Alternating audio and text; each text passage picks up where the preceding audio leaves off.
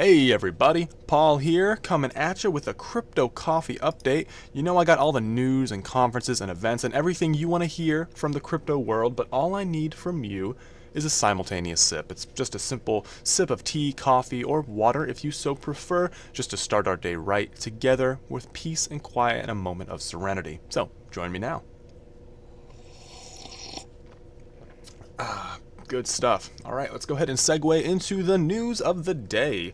Ripple's legal battle is coming to an end agreement, and now we gotta wonder which legal battle we're talking about. Remember, we've talked previously in a Crypto Coffee episode about a gentleman named Ryan Coffee and how Ripple reached a settlement with his suit about whether or not Ripple is just an ongoing ICO. Turns out, not the case. Settlement has been reached, and this time, Ripple reached a much larger settlement with the company R3.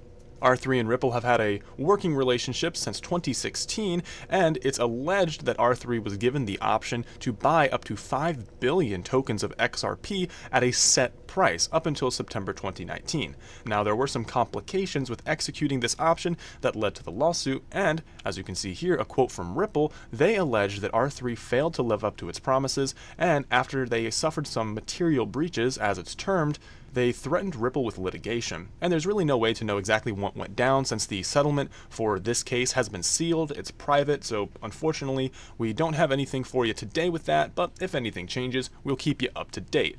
Whatever the case, clearing the field of any existing or looming lawsuits generally bodes well for any project in any industry, at least in my experience and opinion. Moving on, high net worth Canadians are now able to hold BTC in registered accounts. This is from First Block Capital Bitcoin Trust, a fund that's using the Neo Connect exchange. Now, that's a really interesting choice in my opinion, which we'll explore here momentarily. You can see here the First Block Capital Bitcoin Trust will trade under the FBCBT ticker, something that doesn't really roll off the tongue per se, but hey, you get what you get. And like we said, they're using Neo Connect. Now, this is an interesting choice for a couple reasons. I'm familiar with the platform Iconomy, which has existing regulatory framework out the wazoo from the continent of Europe. Basically, licensed, registered hedge fund managers can create their own bundle of digital assets and sell them as whole pieces or shares. This has amazing functionality to allow institutional investors to simply select their favorite basket of digital assets from licensed, regulated hedge fund managers. Neo, however, does not specifically focus on this, but I believe they were chosen by Canada for a very specific reason. I hypothesize this is due to the disproportionately high net worth individuals of Chinese descent, or better, from China, in Canada. This is due to the fact that there are capital controls in the nation of China that disallow high net worth individuals from moving too much money abroad as to not disrupt the local Chinese economy. This has been circumvented in a number of ways, including but not limited to buying foreign property. This can be seen in the huge Vancouver housing bubble and who's buying these semi-dilapidated mansions far above asking price. This is perhaps a way to offer a more preferable option for all parties involved, being that not only is this a tax-free fund, but Bitcoin assumingly does not depreciate quite as quickly as a physical asset in the real world. Perhaps that hasn't been the case for a lot of people in 2018, but if you're a high net worth individual, tendentially you're going to be thinking of the longer time horizon. So whatever the case may be, they chose Neo Connect, and it's a very interesting and potentially exciting development for any high net worth individual in Canada. Will this trickle down to the layman? We shall see. And just a small caveat to show that the CEO and founder, Sean Clark, is working to make the First Block Capital Neo Exchange asset as preferable and attractive as possible to investors. They cut down on the redemption time. So, there you have it. Speaking of China, the Chinese police are holding OKCoin's CEO for investigation over some alleged fraud links. Now, let's go ahead and explore what's going on in the Middle Kingdom. Multiple sources are reporting that Star Shu, I hope I'm pronouncing dude's name right, is currently being held and investigated for fraudulent activity relating to WFEE coin, of which he is a potential shareholder. Photographic evidence confirms that Star has been hanging out with the police in a Shanghai police station, although it seems he's free to move around without any signs that he's under formal arrest. This comes amid a major crackdown from China on cryptocurrencies in general, including things like WeChat and promotional platforms as well. So even just talking about cryptocurrencies in a certain framework, well, that's no longer allowed.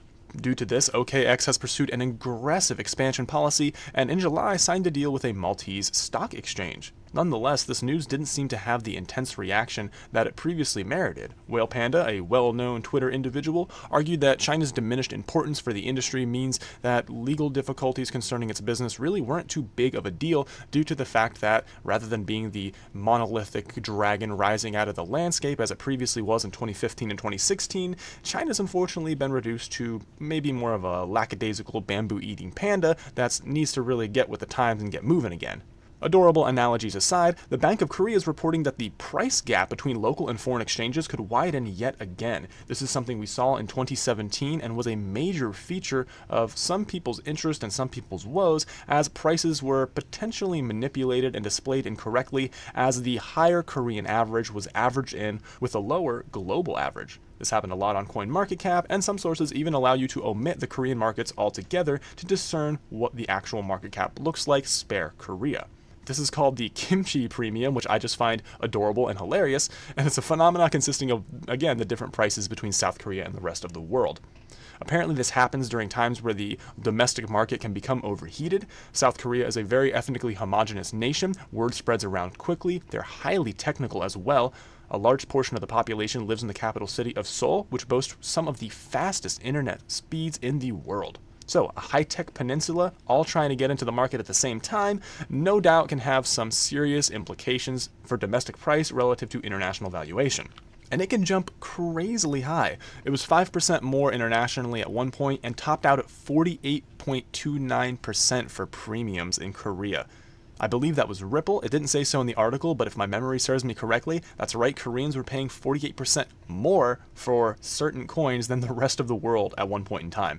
So this kimchi premium has for now all but disappeared, but nonetheless, the local authorities are saying, watch out, it can come roaring its head yet again. So something to keep an eye on and just something to consider when doing your analysis and going forward. Let's go ahead and move into the happenings for September 12th, Wednesday. Block World is a conference kicking off in San Jose, not quite the Bitcoin Diamond blockchain world phrasing debacle that was alluded to a few times on this channel, I believe. But so if you're in the Texas area, you can check that out. Blockchain Unchained is kicking off in Switzerland, and the Futurama Blockchain Innovators Summit is still going on in Spain, kicked off on the 10th and isn't winding down until the 13th, so you got a window of time. And the 2018 Ethereum Classic Summit is kicking off in Seoul, so if you're hanging around the Korean Peninsula, preferably to the south, you might have an easier time accessing it if you're down there. In the north, I don't know how you're listening to this, but dang good job. Moving on to September 13th, Thursday, the Business of Blockchain Conference is kicking off in Boston, Massachusetts.